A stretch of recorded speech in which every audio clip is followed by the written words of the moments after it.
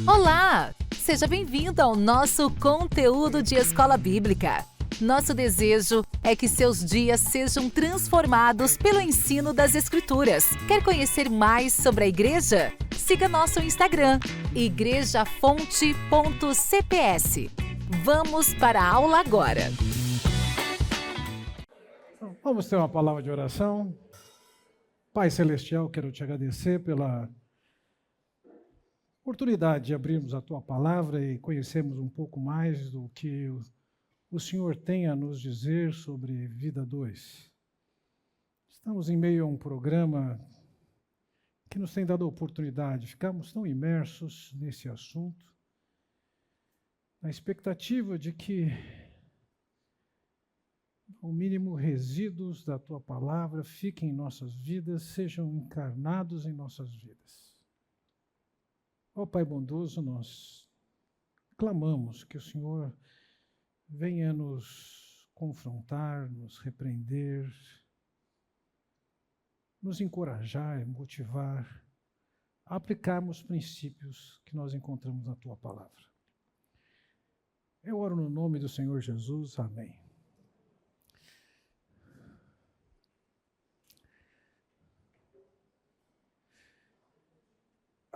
No livro de Gary Chapman, As 5 Linguagens do Amor, ele desenvolve aspectos diferentes de amor, de manifestações de amor que podem ser percebidas. Por outro lado, nós encontramos também uma outra definição, que são 5 palavras gregas diferentes que descrevem amor. Agape foi a palavra que nós estudamos falando sobre maridos. Philos, a palavra que falamos sobre mulheres. Acolhimento, que até agora não houve nenhuma expressão no assunto, que é storge. Paixão, que tem a ver com eros. E sexo, que tem a ver com epithumia. A minha proposta com vocês nessa manhã é falarmos sobre o conceito de paixão, eros, que na verdade nós nem vamos encontrar esse vocábulo dentro da Bíblia. Então não existe uma orientação, uma determinação de Deus no que tange a essa percepção de amor que tem a ver com paixão e romantismo. Por outro lado, esse é um tipo de amor que é muito apreciado e valorizado e muitas vezes é o único que é visto. Embora o Timothy Keller mencione especialistas que dizem que esse tipo de amor tem um prazo de validade que vai entre 6 meses a 1 ano. Além disso, eu diria que, embora ele não esteja mencionado na Bíblia pelo nome Eros,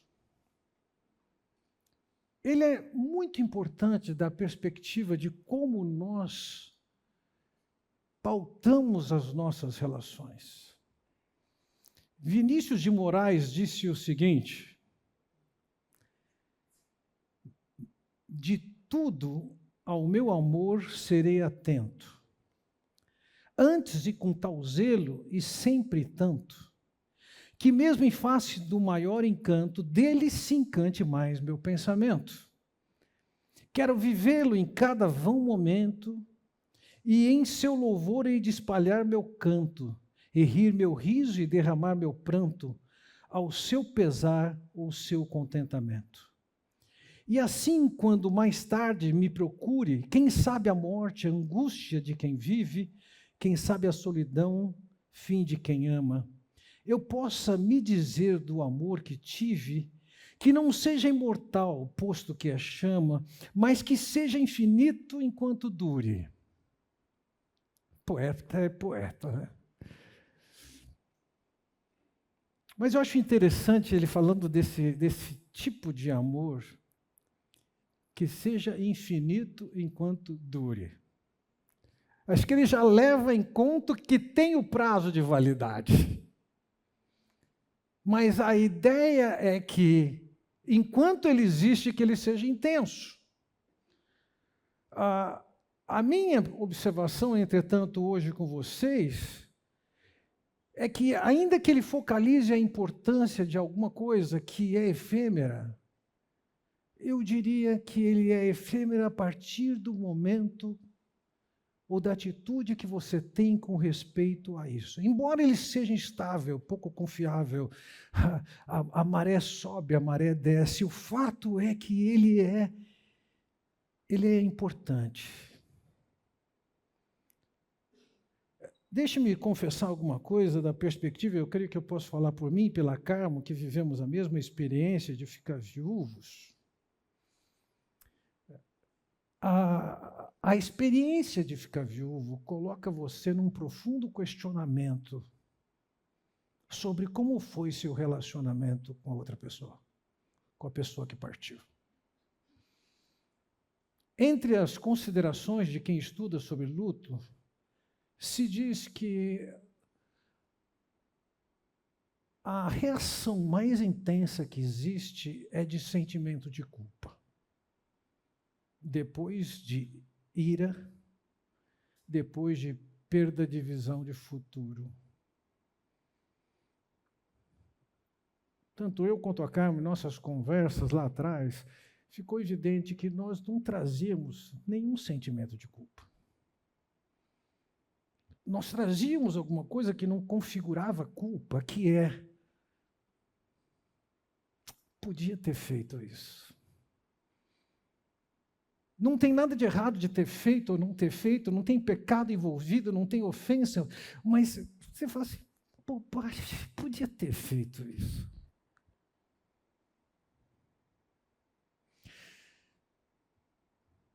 Diante dessas considerações, eu podia ter sido melhor aqui, podia ter...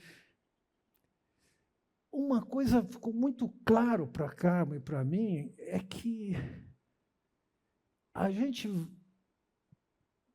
em grande parte, deixa de viver na intensidade que se pode um tipo de relacionamento que vá além do funcional, além do operacional. Alguns de vocês estão na idade de levar filhos para a escola. Imagino a sua agenda. Acorda cedo, quem sabe 6 horas da manhã, você levanta, vai preparar café, vai chamar seu filho, faz seu filho se higienizar, vestir a roupa, vem, faz tomar café, cobra que ele tome café rapidamente, e ele toma café, entra no carro, vamos levar as crianças para a escola, leva para a escola, o outro vai para o trabalho, tem que passar no mercado. Você pode chegar no final do dia assim, até cansado, mas você cumpriu com as suas obrigações, você cumpriu com o seu papel. Você foi amoroso, você foi respeitoso com a sua esposa, mas a questão é, além do funcional, além do operacional, o que aconteceu nesse relacionamento?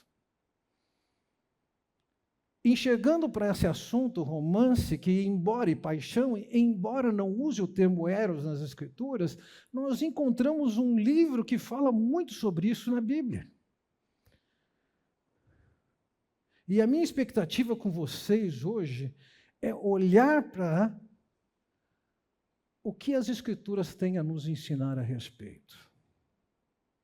Na música do Titãs, Epitáfio, eu vou pegar somente alguns detalhes dela, diz que eu devia ter amado mais, ou na terceira linha, ter visto o sol nascer, ou queria ter aceitado as pessoas como elas são, devia ter complicado menos, trabalhado menos, ter visto o pôr do sol, ter morrido de amor. Veja, o enfoque da música dele contempla não só aspectos do que é paixão e romance,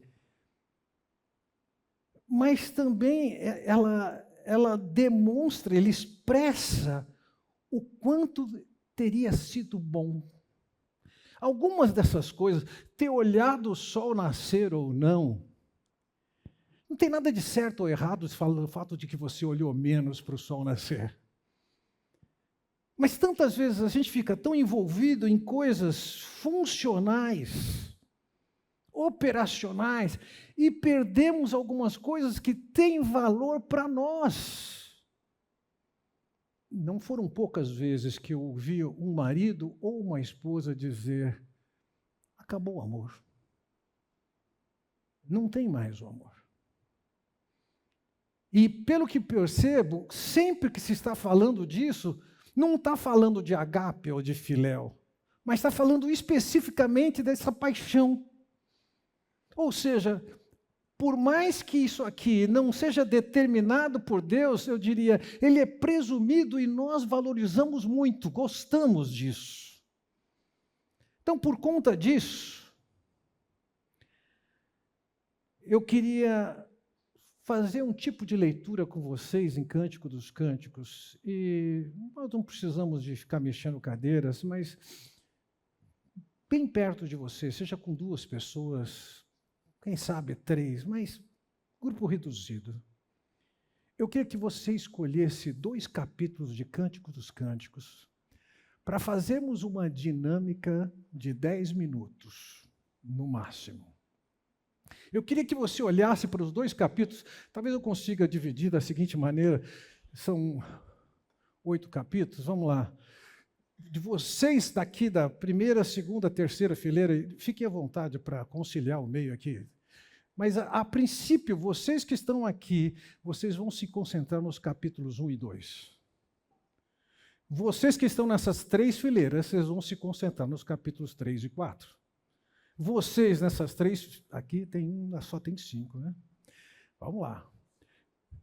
Dividam-se mais ou menos aqui no meio, vocês ficam com 5 e 6, e vocês do lado de cá, os capítulos 7 e 8, e vocês podem ir embora, porque não tem mais papel para vocês aqui. Pode escolher o capítulo que vocês quiserem. Eu queria que vocês respondessem as seguintes perguntas aqui.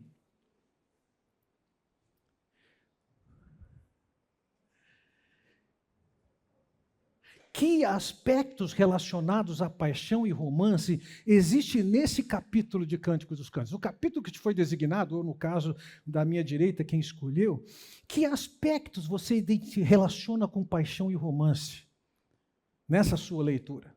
Próxima.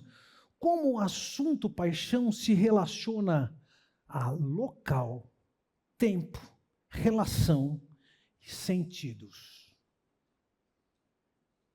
Sentidos, eu estou dizendo olfato, paladar, audição, visão. Audição já falei, né? Faltou o tato. Veja, quando nós vamos fazer esse exercício, é importante nós lembrarmos, a questão de linguagem ou formas de se perceber e se vê apaixonado, ela tem um elemento pessoal e cultural. Tem um amigo um conhecido que foi chamado pela Petrobras para fazer uma assessoria na Petrobras em Moçambique. E foi passado para ele um problema que eles tinham, que era os nativos não usavam desodorante, e quando entravam numa sala com pessoas do mundo para se reunir, aquele cheiro tornava inviável para os ocidentais conviver com aquele cheiro. Então, coube a ele essa responsabilidade de mostrar o problema, apresentar desodorante, motivá-los a usar desodorante, e ele teve êxito. Mas, passado algum tempo, houve uma manifestação na frente da Petrobras. E a diretoria da Petrobras resolveu receber alguns representantes, no caso eram somente mulheres, eram esposas daqueles homens que trabalhavam na empresa, e a pergunta delas era: o que vocês fizeram com nossos maridos que eles perderam o cheiro deles e nós perdemos a libido? É cultural. Tem coisas que servem para um e no outro, é bem pessoal, e tem coisas que representam uma cultura. E ao lermos esse material de Cântico dos Cânticos, nós vamos nos deparar com isso. Existem aspectos que são culturais. Você vai falar assim, nossa, se meu marido falasse isso, estava fora de casa. Mas vamos tentar entender. Vocês têm 10 minutos para responder essas perguntas que foram colocadas. Ok, meus irmãos, obrigado pela sua atenção. Imagino que a sua percepção respondendo essas perguntas na Bíblia, de alguma maneira, possa nos enriquecer na conversa nossa a partir de agora até o fim da aula. Em primeiro lugar, ainda que não exista nenhuma determinação nas Escrituras do amor, paixão e romance, vocês vão de convir comigo, ela está dentro da Bíblia. Nós percebemos na nossa leitura rápida que isso faz parte da realidade daquele casal. Em segundo lugar, eu chamo a sua atenção que dentro das Escrituras houve um destaque para esse assunto, praticamente dedicando um livro, que grande parte dele é sobre isso. Ainda que pessoas do passado, principalmente, ainda existem quem hoje defenda que isso aqui não é uma referência ao casal, mas é uma referência de Cristo à igreja. Veja, se ele usou esse tipo de padrão de relacionamento, não creio, para falar de Cristo e a igreja, ele já está validando esse sentimento, esse romantismo, essa paixão. Então, ele é validado nas Escrituras. Próximo, o fato de ele ser um amor que tem um prazo de validade, eu diria que ele deve ser cultivado.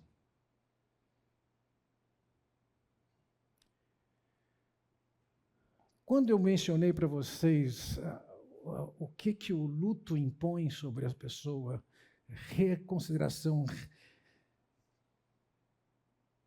se questiona tantas coisas, por que não sentamos mais para ver o pôr do sol? Por outro lado, isso trouxe uma pergunta, tanto para cá quanto para mim, que é a seguinte: nós estamos conseguindo enxergar coisas em função da experiência que nós passamos, de perda extremamente valorosa.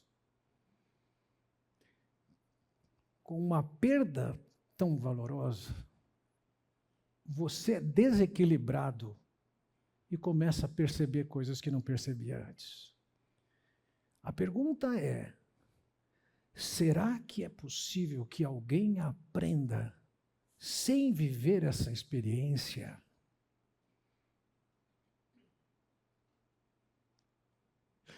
Será que é possível passar os conceitos que nós vamos contemplar agora e que isso se torne uma realidade na sua vida, mesmo sem viver uma experiência traumática de perda tremenda? Próxima consideração. Paixão também é resultado de ações humanas. Existem ações que nós devemos valorizar e aplicar na vida que estimulam esse amor. Vou contemplar tantas coisas, mas vou fazer uma breve citação. O assunto relacionamento sexual é o tema do Wagner na pregação acho que daqui a uma semana. Mas existe uma relação entre sexo e paixão. É bioquímica. Diferentemente das mulheres que a todo tempo elas estão liberando naturalmente e em grandes doses ao amamentar a ocitocina, que é chamado de hormônio de amor, que desenvolve esse amor, essa paixão. Não desenvolve o ágape, o filéu, desenvolve essa paixão. No caso dos homens, ela é produzida a partir do prazer sexual. Então, na medida em que o homem tem esse relacionamento, ele potencializa o seu amor, paixão pela sua esposa. Ele depende disso. A última afirmação que eu quero fazer, e agora a gente vai passar a se debruçar um pouco em cima do livro, é que paixão destaca o conceito de presença e de companhia. E você vai ver várias vezes no livro, veja, vamos lá, no capítulo, fique com a sua Bíblia aberta, em Cântico dos Cânticos, capítulo 1, versículo 4.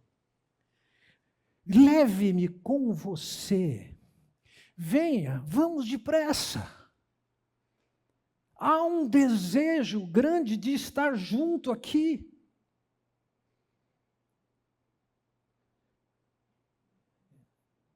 Acho que é capítulo 2, versículo 1, eu esqueci de colocar a anotação aqui. Diga-me, meu amor, aonde levará o seu rebanho hoje? Onde fará suas ovelhas descansarem ao meio-dia? Por que eu andaria sem rumo, como uma prostituta entre seus amigos e os rebanhos deles? Veja, ela quer saber onde você está. Eu quero ir lá, eu quero te encontrar. Presença e companhia. No capítulo 3, versículo 1, ela diz, certa noite na cama, ansiei por meu amado, ansiei por ele, mas ele não veio. A leitura que eu tenho de Cântico dos Cânticos, praticamente no final do capítulo 3 é que tem o casamento e as núpcias a seguir, mas ela tem o anseio de estar junto com ele. Agora, nas leituras que vocês fizeram, nos capítulos em que vocês estiveram, quando eles falam de estar juntos em algum lugar, que lugares são referidos? Diga a referência. Eles estariam ou estavam em tal lugar. Qual é o lugar? Desculpe-me. Jardim. Olha que coisa interessante. O casal apaixonado, ele está em jardim. Isso é diferente de simplesmente passear na rua ou no shopping. Há um lugar ali que é marcado pela beleza, pela natureza. Além de jardim, o que vocês percebem? Oi? No quarto? Desculpe-me. Ok. De novo, estão no campo, passeando entre um lugar que, em geral, lugares que são vinhedos, a minha experiência é essa, eles são bonitos, bem tratados. O que mais?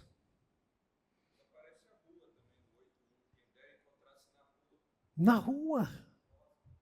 Oi? Ixi, eu não estou com barulho aqui que... Bosque da... Olha que coisa interessante. Um jardim, um bosque. Na rua, olha o capítulo 2, versículo 4. Ele me trouxe ao salão de banquetes. Como é que isso aqui está traduzido na revista, na Bíblia na linguagem de hoje? Alguém tem a Bíblia na linguagem de hoje? Salão de festa. Eu diria salão de banquete, assim, me levou num bom restaurante. Você percebe que esse amor é marcado por estar junto e estar junto em lugares interessantes. Nós vamos ver jardins, bosque, rua, um salão de banquete. O tempo inteiro ele está dizendo, vem comigo, quero estar junto com você. Além da presença, esse amor relaciona-se muito com um sentimento saudável de posse. Veja o capítulo 2, versículo 16. Meu amado é meu e eu sou dele. Existe uma compreensão, que eu diria de exclusividade, mútua exclusividade, em que ela percebe-se como ele como sendo posse dela e vice-versa. Ou seja, esse amor que é compartilhado por ambos é exclusivo de ambos. Ele tem dono, ela tem dono. Eu creio que isso é compatível com o que Paulo vai dizer em 1 Coríntios capítulo 7, em que diz que um pertence ao outro, um deve ao outro. Então, quando eu olho para essas coisas, eu penso, nós precisamos pensar em tornar essas verdades, apesar das demandas que temos profissionais, de cuidados com a casa, de cuidado com os filhos. Nós, à luz dessas coisas, podemos aprender com ele e o que podemos dizer sobre a aplicação disso à nossa vida hoje.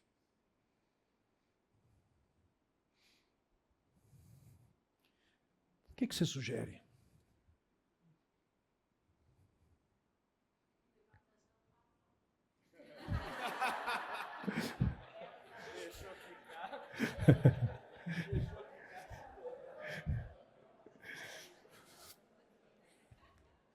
Vamos lá. Tem que separar tempo para essa questão do casal. Não dá para isso ser ignorado pela dinâmica daquilo que é operacional e funcional. Tem que ter tempo para. Tem que investir em estar em lugares que sejam marcados como, por exemplo, vamos passear num vinhedo. Onde é que você pode ir num vinhedo e curtir a natureza naquele ambiente? Você pode ir aqui em Espírito Santo do Pinhal, está 1 hora daqui. Belo passeio. Mas você pode ir em lugares mais distantes. Hoje em dia nós temos vinícolas, e é muito interessante, eu não sei na Europa ou nos Estados Unidos, mas no Brasil, em geral, uma vinícola, um vinhedo, é feito por capricho de uma pessoa que tem muito dinheiro e que não tem expectativa de recuperar seu investimento por décadas. Mas aquilo é um brinco para ele, é um valor. Então aquele lugar é belíssimo. Você tem que ter tempo para ir no bosque, para ir no jardim, para saírem juntos para jantar, para quem sabe conhecer um palácio, um castelo e a sala de banquete que tem ali.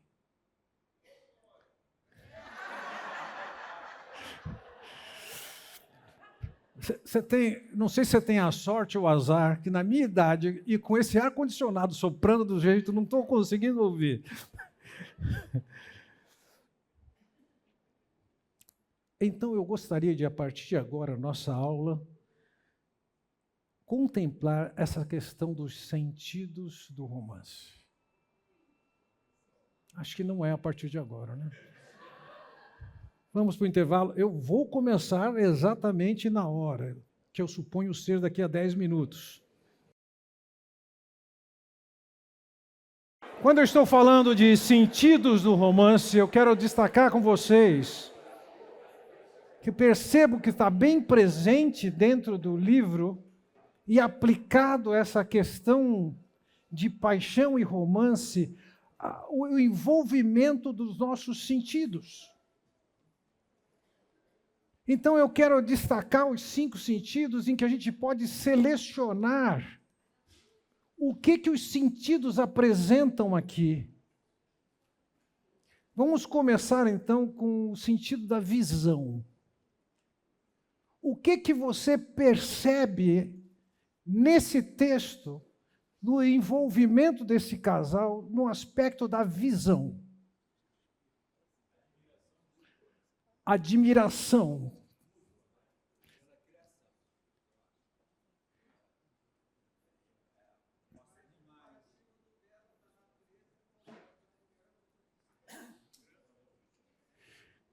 Vejam, eu quero focalizar com vocês alguns versos que eu destaquei aqui. Ele diz o seguinte: se você não sabe, mais bela de todas as mulheres, siga a trilha de meu rebanho. Veja, ele a enxerga.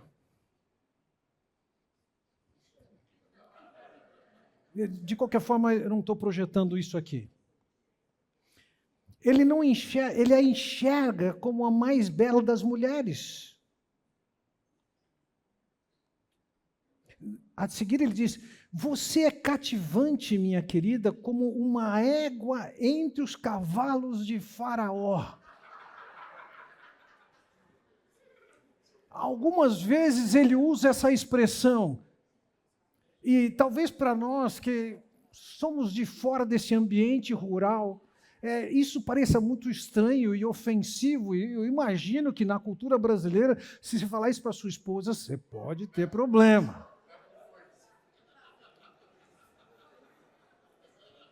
Mas se você tiver um pouquinho de criatividade, eu particularmente acho que entre os animais, os mais belos são cavalos e tigres.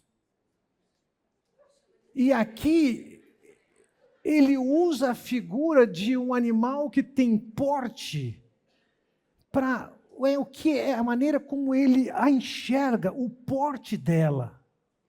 Ou como são belas suas faces, seus brincos realçam sua beleza. Veja, existe a beleza dela e existe a beleza por causa do adorno dela. Ela também se produz. Se por um lado existe essa percepção dele com respeito à mulher, observe no capítulo 5, versículo 1. Meu amado é a mulher, é moreno e fascinante. Ele se destaca no meio da multidão. Sua cabeça é como ouro puro, seu cabelo ondulado, preto como o corvo, seus olhos são como pombas, seus lábios são como lírios perfumados com mirra. A seguir, seus braços são como barras redondas, seu ventre é como marfim polido, suas pernas são como colunas, seu porte é majestoso. Veja, nesse aspecto visão, eu quero considerar com vocês algumas questões. A primeira é que existe um reconhecimento da beleza natural. Existe um reconhecimento da maneira como ela se produziu. Mas existem duas coisas. Existe da parte de cada um cuidado com o seu corpo. Quando você olha para esse homem, você diz que ele é um cara sarado. Ele é um cara que se cuida. Ele é alguém que ela reconhece, aprecia e elogia a beleza que ele tem. Então, existe aqui não somente alguém que tem o cuidado de elogiar a beleza dela, mas há pessoas que têm o cuidado de se cuidar pessoalmente e de se produzir. Relaxo não ajuda. Existe um cuidado especial que uma mulher deve ter consigo mesma, na sua aparência. Existe um cuidado especial na maneira como ela se apresenta. E o homem também. Então, a visão faz parte não somente de nutrir isso, mas uma visão que tem respaldo. Eu sei que, eventualmente, nós podemos ser falhos em perceber coisas aspectos que devem ser destacados na vida do outro. Não perceber é um problema, mas não se cuidar também é. Não se apresentar bem também é. Alguém pode dizer assim, mas não foi Davi que disse que Deus não olha o exterior, ele olha o interior. Mas você casou com alguém que olha o exterior. Então, o sentido da visão, ele é respaldado, ele tem que ter a característica da observação, mas ele também tem que dar o motivo para a percepção. Algum comentário?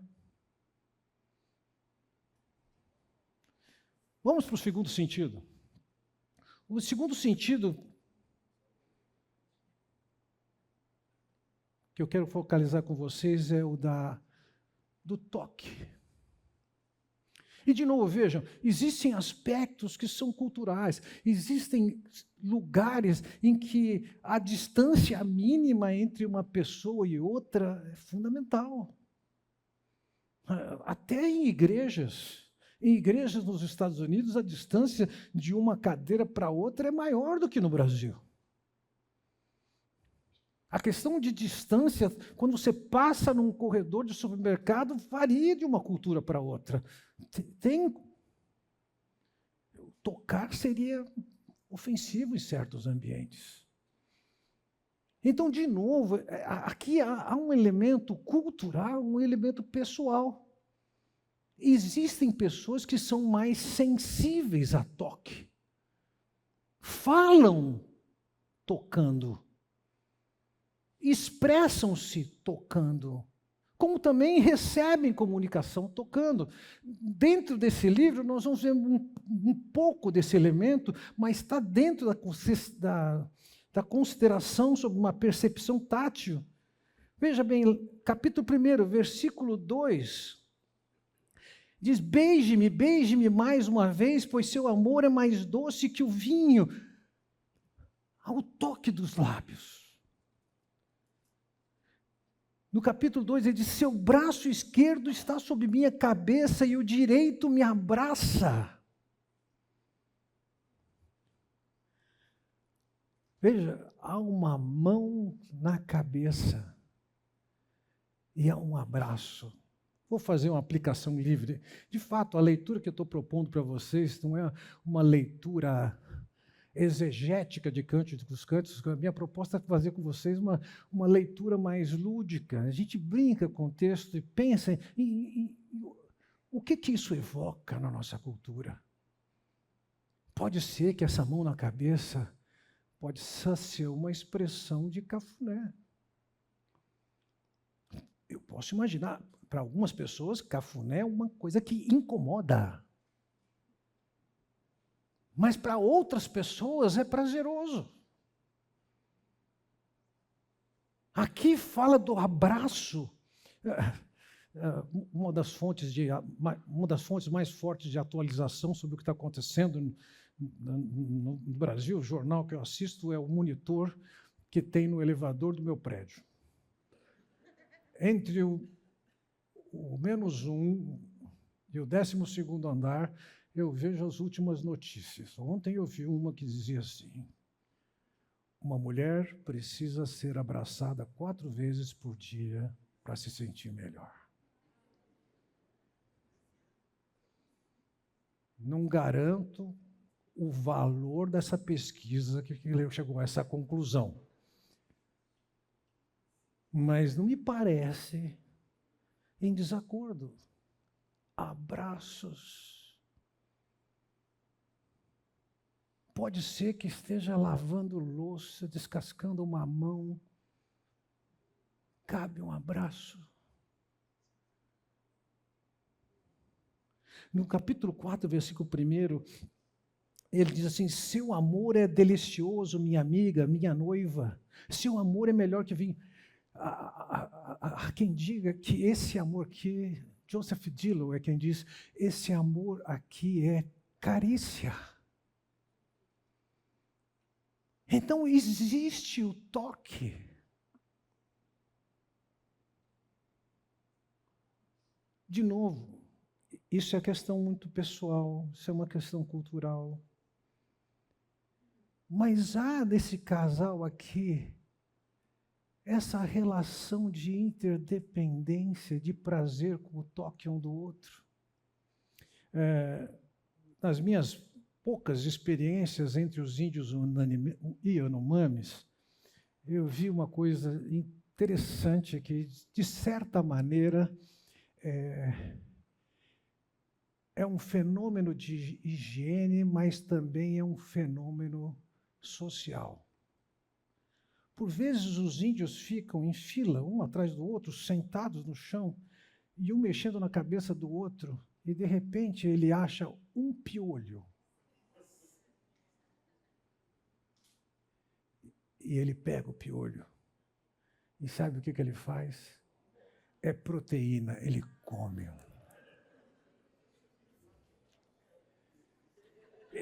Eu não sei o quanto é importante para eles, em termos de limpeza, esse processo, mas dizem, isso é importante no aspecto relacional entre eles, é uma expressão de afeição, de cuidado.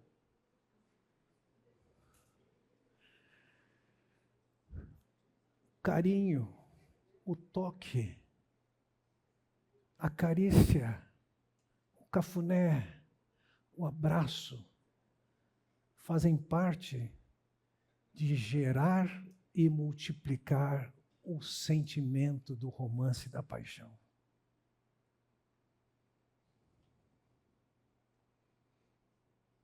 Terceiro, o olfato. Veja lá, capítulo 1, versículo 3. Como é agradável o seu perfume, seu nome é como a fragrância que se espalha. No versículo 12 do capítulo 1 ainda, o rei está deitado no seu sofá, encantado com a fragrância de meu perfume. Meu amado é como uma delicada bolsa de mirra que repousa entre meus seios. Vejam, há referências constantes a perfume. No caso da mirra, era um caso. O que é mais comum nos nossos dias, em termos de dar flores, naquele tempo era comum dar esse saquetel de mirra. Era uma pequena bolsa com perfume dentro, em que ela colocava no pescoço e ele ficava entre seus seios. Era uma embalagem de perfume. No capítulo 3, dizem, o que é isso que vem subindo do deserto como nuvem de fumaça? De onde vem esse perfume de mirra e incenso, aroma de todo tipo de especiaria? É interessante, ele compara esse contato com ela como uma fonte de todo tipo de especiaria. Eu tenho uma apreciação por ir em barracas onde tem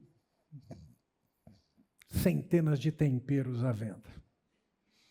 Sabe o que eu compro nesses lugares? Nada. Mas eu gosto de ficar sentindo aquele cheiro. Percepção desse aroma, daquele aroma, aquele aroma.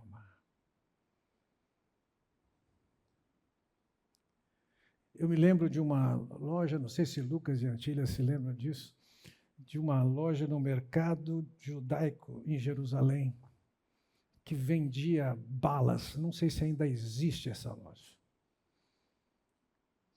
Tinha aromas e sabores dos mais diferentes que eu nunca tinha visto provado.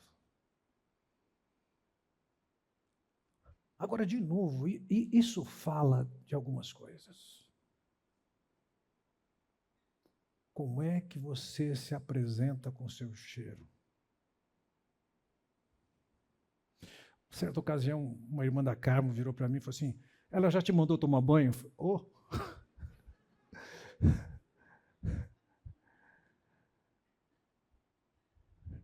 Não posso ficar 3, 5 minutos depois da academia paradinho. Como é que você se apresenta? O que você está cheirando?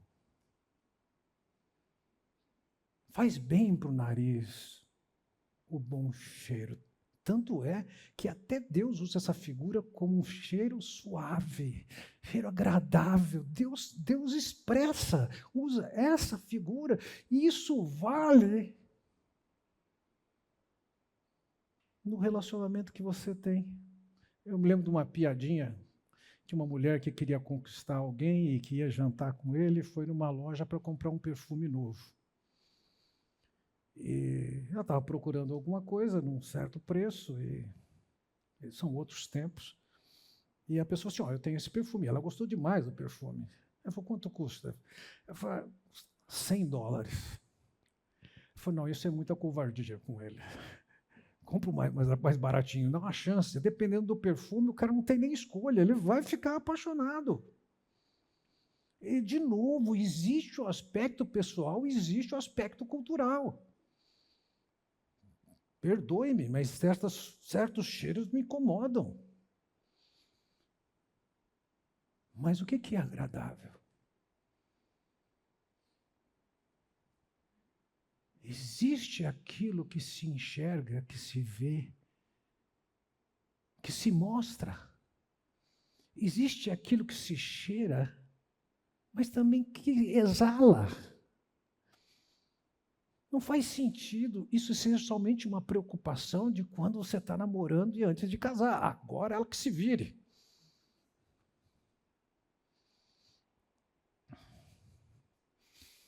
Próximo sentido, ele compara bastante isso, e eu diria, existe um elemento de verdade, que é o paladar.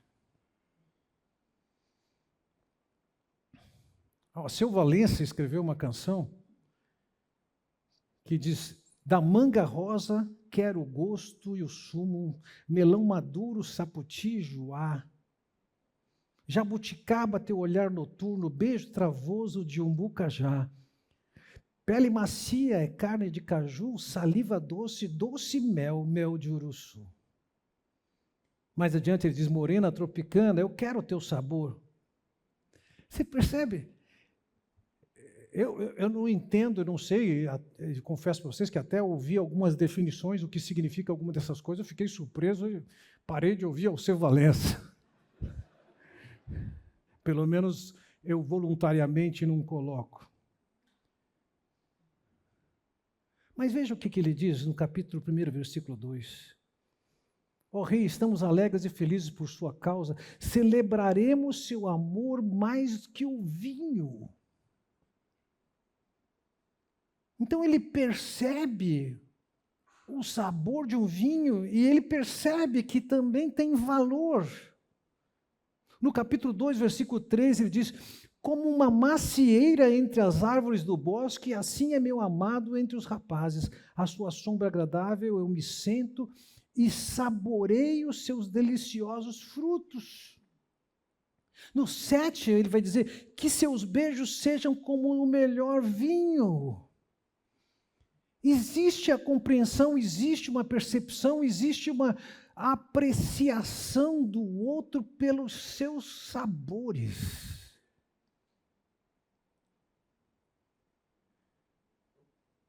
Ele olha, ela olha, enxerga a beleza, enxerga o cuidado, enxerga o embelezamento, o adorno, mas ele também percebe o cheiro. Ela se cuida nisso, ele se cuida nisso. Apresentam-se cada um com seu sabor. Quarto sentido, audição.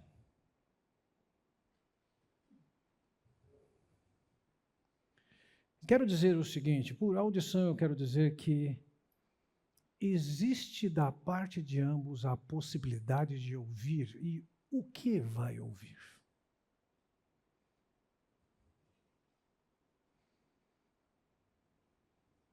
Primeiro, você pode ouvir o que o outro está falando, que tem a ver com os elogios a você. Mas também isso tem a ver com, eu diria que o ambiente está marcado pelo quê? Quase tudo que eu faço, eu estou ouvindo música. E não é raro o dia que Cabo e eu, à noite livre, estamos em casa e estamos ouvindo música. Esse, aquilo outro. Curtindo aquilo que é agradável. Vamos lá. Se você não sabe, mais bela de todas as mulheres, siga a trilha de meu rebanho e leve seus cabritos para pastar junto às tendas dos pastores. Você é cativante, minha querida, como uma égua entre os cavalos de Faraó. Como são belas as suas faces, seus brincos realçam sua beleza, como é lindo o seu pescoço enfeitado com um colar de joias. Percebe? Ele está fazendo a ouvir, não somente o que ele percebeu, ele está falando. E você vai perceber que nesse clima de romance não existe crítica. Não existe conselho.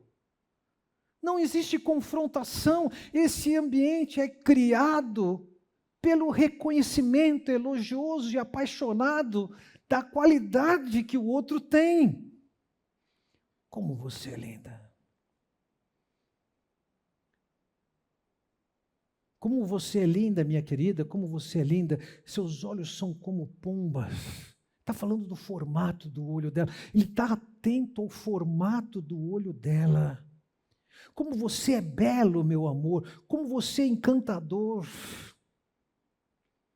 No capítulo 2 ele diz, como um lírio entre os espinhos, assim é minha querida entre as moças.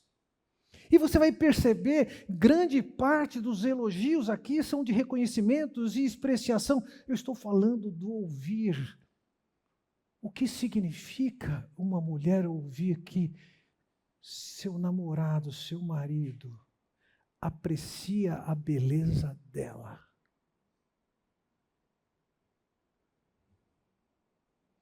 Veja, no capítulo 4, versículo 3, ele diz, seus lábios são como uma fita vermelha, sua boca é linda, suas faces por trás do véu, seu pescoço é belo, seus 2 seios. No capítulo 7, versículo 1, ele diz, seus pés. Ainda no versículo 1, as curvas de seus quadris. No versículo 2, seu umbigo. Sua cintura, seus olhos, cabelo, como você é linda. Existe nessa relação romântica e passional uma postura de expressão, de apreciação, que o outro ouça.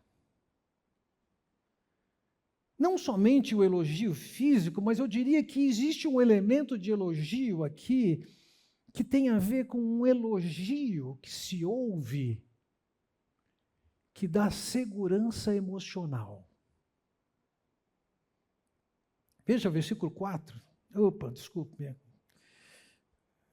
Houve alguma mudança aqui quando veio para o iPad, eu perdi a referência talvez, mas diz assim, você conquistou meu coração, minha amiga, minha noiva, você o cativou com um só olhar de relance, com um só enfeite de seu colar. Veja, ele está dizendo, você me cativou. Em outras palavras, ele está dizendo, com o que eu posso ver em você, eu fui aprisionado, eu sou um cativo seu.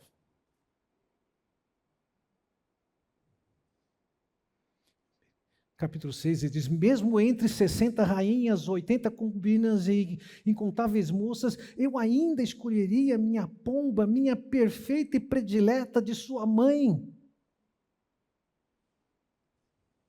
Interessante. Ele faz um paralelo, sim, entre a sua amada e outras mulheres. E ele comunica, ela ouve. Você é muito amada, a mais amada de todas as mulheres.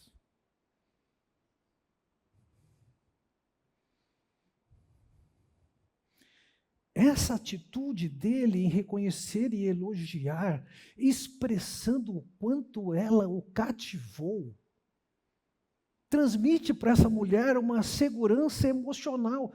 Isso é muito diferente de você tratar a sua esposa de um jeito e ser muito mais polido com outras.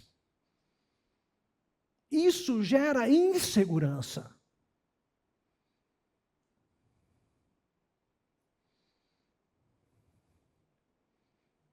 Olha o que ela ouve no capítulo 8. Coloque-me como selo sobre o seu coração, como selo sobre o seu braço, pois o amor é forte como a morte e o ciúme exigente como a sepultura.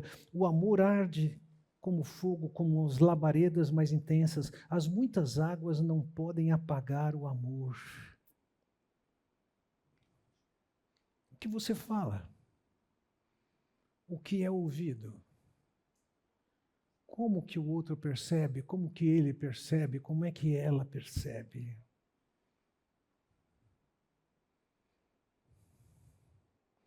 Nós estamos falando de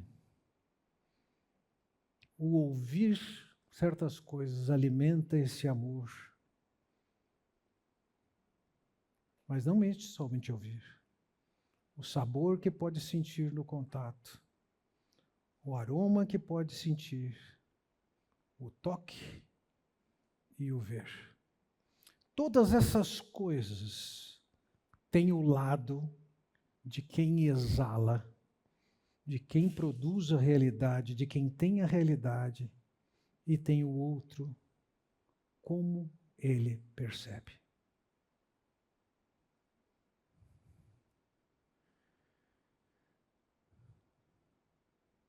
O romance, a paixão, é um desejo da nossa alma. E se por um lado ele pode ser natural no começo do relacionamento, ele precisa ser cultivado.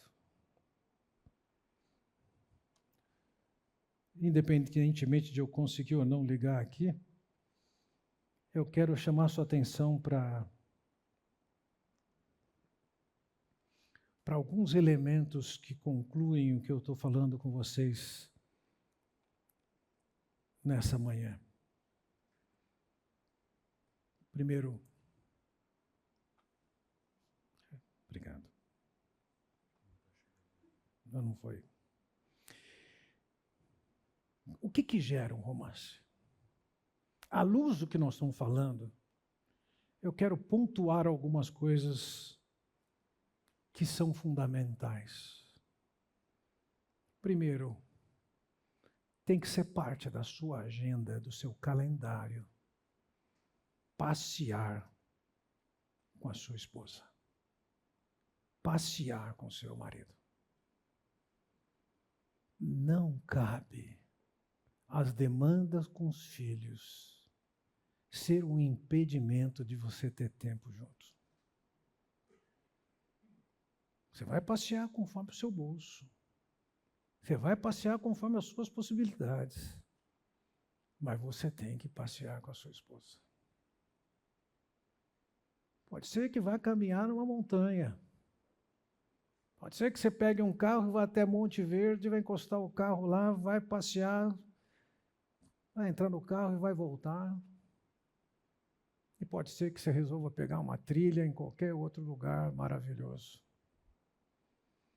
Você tem que investir nesse tempo com a sua esposa, com o seu marido. Isso nutre esse relacionamento que envolve paixão e envolve romance. Segundo, e veja, eu estou colocando todos esses elementos aqui com P. Segundo, nós estamos lendo um livro que é uma poesia.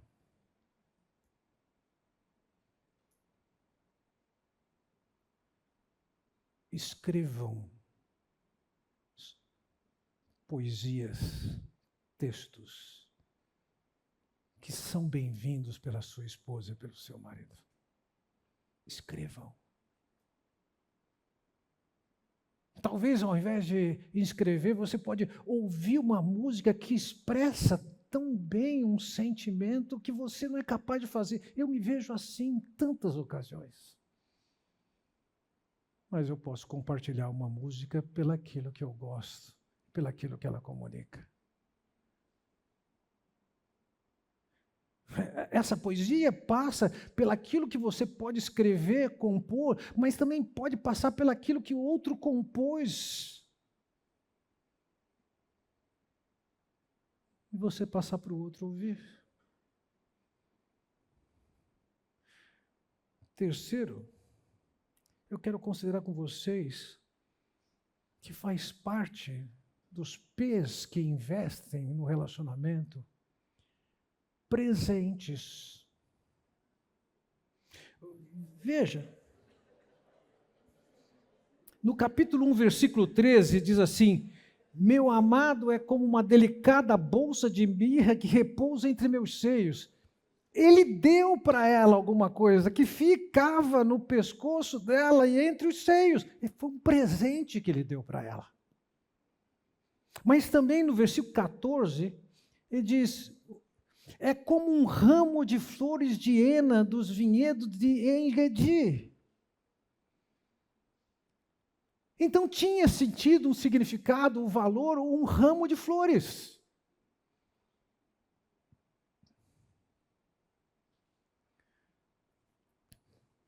Pode ser que você vá comprar flores, pode ser que você vá juntar flores, pode ser. Dê coisas que marcam, que investem no relacionamento, na percepção que um tem do outro. Eu falei que investe no casamento, passeio, poesia, presente, e eu diria posse. No 2,16, ela diz: meu amado é meu, eu sou dele. No capítulo 7, versículo 10, ela diz: eu sou do meu amado e ele me deseja. Seu marido é seu. Sua esposa é sua. Você pertence a ele. Vejam, está longe de ser pouco. Está longe de ser pouco. Cada um de vocês zelar pela fidelidade a Deus e a sua esposa e ao seu marido. Mas quando existe um clima de apreciação, de curtir, de perceber que é curtida ou curtido, saber que é valorizado, valorizada, além de você cumprir com o propósito que Deus tem para você, fidelidade, isso torna a vida muito mais gostosa, saborosa, colorida.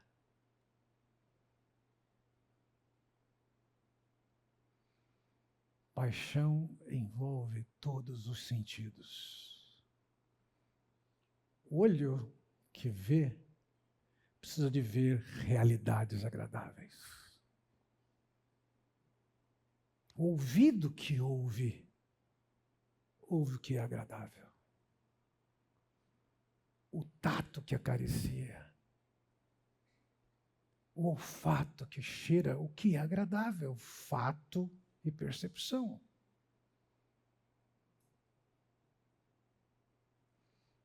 Paladar.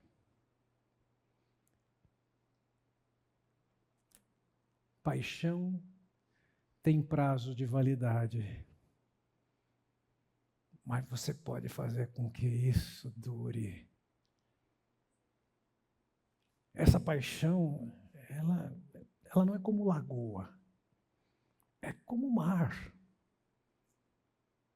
Tem maré, tem hora que está lá embaixo, tem hora que ela está aqui em cima, tem hora que não tem onda nenhuma graça naquele mar, tem hora que as ondas são fortes. Você pode e deve investir nisso. Não perca a sua chance.